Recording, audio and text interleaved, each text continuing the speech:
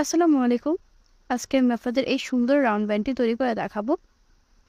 এর জন্য আমি ৩টা ছোট গোলাপ নিয়ে নিয়েছি, একটা হালকা পিঙ্ক কালার আর 2টা হলুদ কালার।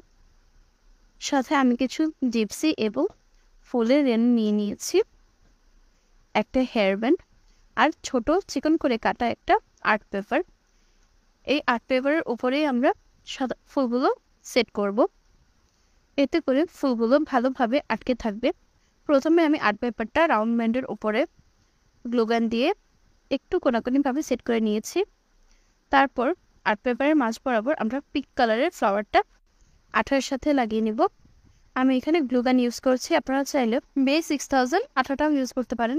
এরপর 1 ইঞ্চি পরিমাণে জায়গা খালি রেখে ফুলের 2 সাইডে আমরা হলুদ ফুলগুলো আঠা দিয়ে লাগিয়ে নিব, আর খালি জায়গাগুলোতে আমরা জিপসিগুলো অ্যাড করে দেব।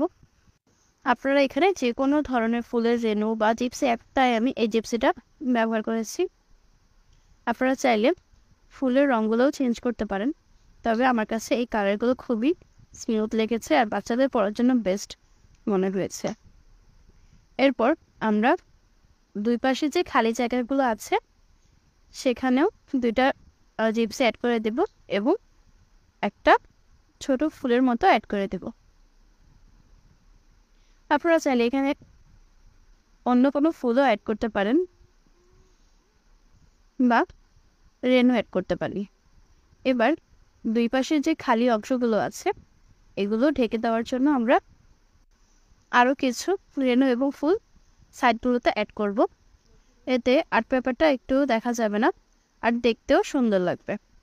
আপনারা চাইলে সেম প্রসেসে এটা খোপা, বাচ্চাদের ব্রেসলেট বা বড়দের ব্রেসলেট হিসেবেও এই ডিজাইনটা ইউজ করতে পারেন। সবশেষে ব্যান্ডটাকে ভালোভাবে সিকিউর করার জন্য আমরা ব্যান্ডের অপর সাইডে 2টা পাতা অ্যাড করে দেবো, এতে ব্যান্ডটা দেখতেও সুন্দর হবে আর ভালোভাবে ব্যান্ডের সাথে এটা আটকেও থাকবে। আজ এ পর্যন্তই, দেখা হবে পরবর্তী কোনো ভিডিওতে।